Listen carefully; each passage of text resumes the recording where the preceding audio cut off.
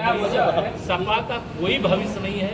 सपा अस्त होता हुआ सूरज है और सपा को वोट डालना माने कुएं में वोट डालना, भाजपा को वोट डालना माने कमल के फूल को खिला करके लक्ष्मी जी को घोसी विधानसभा में उड़ाना। राजनीति में अगड़ा पिछड़ा कब खत्म होगा? ये तो भारतीय जनता पार्टी 2047 तक सरकार में रहने वाली है। भाजपा ने बहुत कुछ चीजें खत्म कर दिया है, जो बचा है उसे खत्म कर। ये चुनाव होते हैं जिसमें लोग लड़ते हैं, किसी पार्टी से जीतते हैं।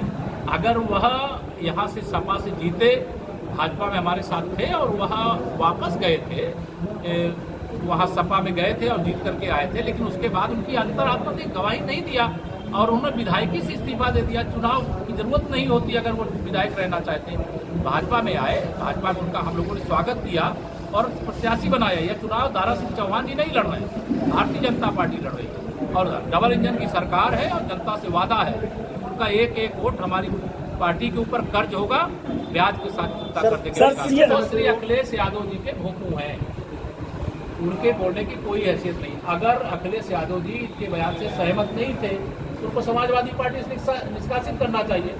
इससे मैं कई बार कह चुका हूँ, वह कभी भी कोई ऐसे विषैले बयान देते हैं तो उसके पीछे श्री अखिलेश यादव जी 100%। दलित सब किसके साथ? दलित किसके साथ? सपा के साथ कि भाजपा के साथ? भाजपा के साथ जी। अच्छा, ये घोसी की जनता का प्यार है या चुनाव की चुनौती है? ये प्यार है जो खींच रहा है, ये जारी रहेगा। प्यार है और 8 तारीख के बाद विजय उत्सव के समारोह में मैंने दोनों अध्यक्षों से कहा है कि 5 तारीख को ईवीएम मशीन कमल के फूल से लबालब होनी चाहिए, 8 को वोटों की गिनती होनी चाहिए। 8 के बाद जो तारीख तय करेंगे विजय उत्सव में शामिल होने के लिए मैं स्वयं भी आऊँगा। भारतीय जनता पार्टी लंबे अंतर से यहाँ पर जीत रही है और समाजवादी पार्टी का जो असली चरित्र है, चाहे वो गुंडागर्दी का हो, चाहे वह अवैध कब्जों का हो, चाहे दंगागर्दी का हो, उसको जनता तक पहुंचाने में हमारी पार्टी, हमारे पार्टी के सभी नेतागण, सभी पार्टी के कार्यकर्तागण इसमें सफल रहे हैं और 5 तारीख को भारी अंतर से भारतीय जनता पार्टी के प्रत्याशी श्री दारा सिंह चौहान जी यहाँ से चुनाव जीतेंगे। एक बात मैं और कहना चाहता हूँ, 2014 में उत्तर प्रदेश में समाजवादी पार्टी की सरकार थी, 2017 में समाजवादी पार्टी की सरकार थी। उस सरकार के रहते हुए हम 2014 में कोसी लोकसभा चुनाव जीते थे, श्री हरिनारायण राजभर जी यहाँ से सांसद बने। 2017 में जब विधानसभा का चुनाव हुआ था तो यहाँ से ठाकुर चौहान जी, जो इस समय वहाँ में राज्यपाल है, भाजपा प्रत्याशी के रूप में यहाँ से विधायक निर्वाचित होकर के गए थे। चुनाव हुआ उसमें हमारे विजय राजभर जी यहाँ से विधायक बने। 2022 के विधानसभा चुनाव में इन्होंने खूब दुष्प्रचार किया, ऐसा प्रचार किया कि जैसे समाजवादी पार्टी की सरकार आने वाली है और उसके क्रम में हमारी पार्टी की उस समय थोड़े अंतर से हार हो गई थी। लेकिन आज मैं इस भरोसे से कह सकता हूँ कि 2014, 17, 19, 22 लगातार भारतीय जनता पार्टी का समर्थन बढ़ा है और 2023 के इस चुनाव में कमल खिलेगा। श्री अखिलेश यादव जी यहाँ पर आए थे, उनका जो अहंकार है वो 2014 में कहे थे हम 60 से अधिक सीटें जीतेंगे लोकसभा की। 2017 में उन्होंने कहा था हम 300 से अधिक जीतेंगे। 2019 में तो वो प्रधानमंत्री पद की शपथ लेने वाले थे, लेकिन जनता ने माननीय मोदी जी को प्रधानमंत्री बनाने के लिए हमें 64 सांसद दिए, वो 66 हैं, आजमगढ़ और रामपुर भी जीत चुके।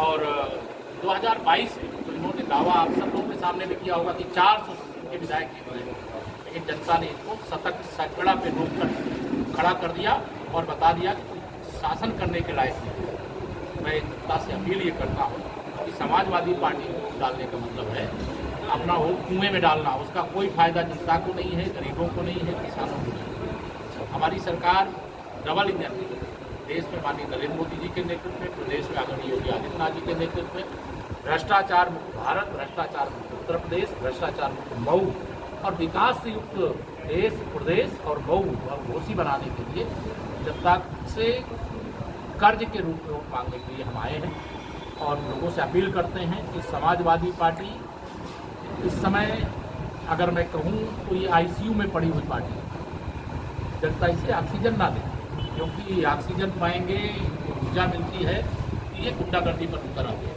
हम लोग 7 साल से इनके कार्यकाल में कब्जा की गई जमीनों को खाली करा रहे हैं, किए गए अपराधों की जांच करके सजा दिलाने का काम कर रहे हैं। भ्रष्टाचार की तह तक जांच करने का काम कर रहे हैं। और आज मुझे इस बात की खुशी है कि जनता पूरी तरह से भारतीय जनता पार्टी के पक्ष में खड़ी है। कार्यकर्ता पूरा आत्मविश्वास से भरा हुआ है। विशेष तौर से हमारी पार्टी का चरित्र, चाहे वह पिछड़ा वर्ग हो, चाहे अनुसूचित वर्ग हो, चाहे सामान्य वर्ग, सबका साथ सबका विकास। और समाजवादी पार्टी का चरित्र कुछ का साथ गुंडों, अपराधियों, दंगाइयों का विकास, कुछ का साथ परिवार का विकास है। इसलिए एक नारा मैं लगाता हूं कि 100 में से 60% वोट हमारा है, 40% में बंटवारा है और बंटवारे में भी हमारा है। और यह दृश्य मुझे घोसी विधानसभा में दिखाई दे रहा है।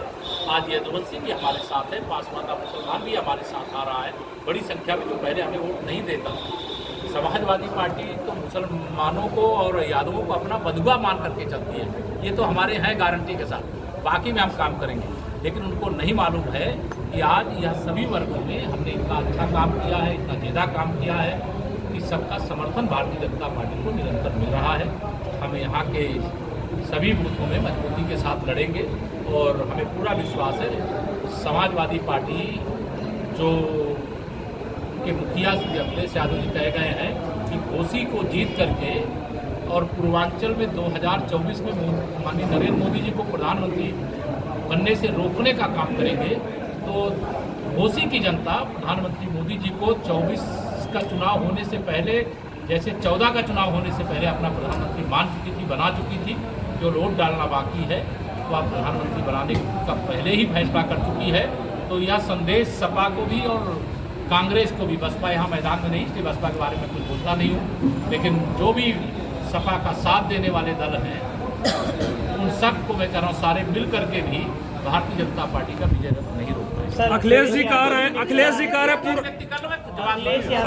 कह रहे पूरा मंत्रिमंडल घोसी में है, लखनऊ में सन्नाटा, सारे मंत्री सो रहे हैं। अखिलेश यादव जी को मुझे हंसी आ रही थी उस दिन, उनका भाई आजमगढ़ से लोकसभा चुनाव लड़ रहा धर्मेंद्र यादव जी, और उस चुनाव प्रचार में ये श्रीमान जी नहीं गए।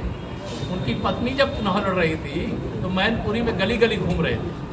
आज वह अगर घोसी में उनको आना पड़ा है, ये भारतीय जनता पार्टी के मेरे संगठन के क्षेत्र और जिले के अध्यक्ष हैं, उस संगठन की ताकत है। हमारे यहाँ हर मंत्री हो या मुख्यमंत्री हो, सभी कार्यकर्ता हैं पार्टी के।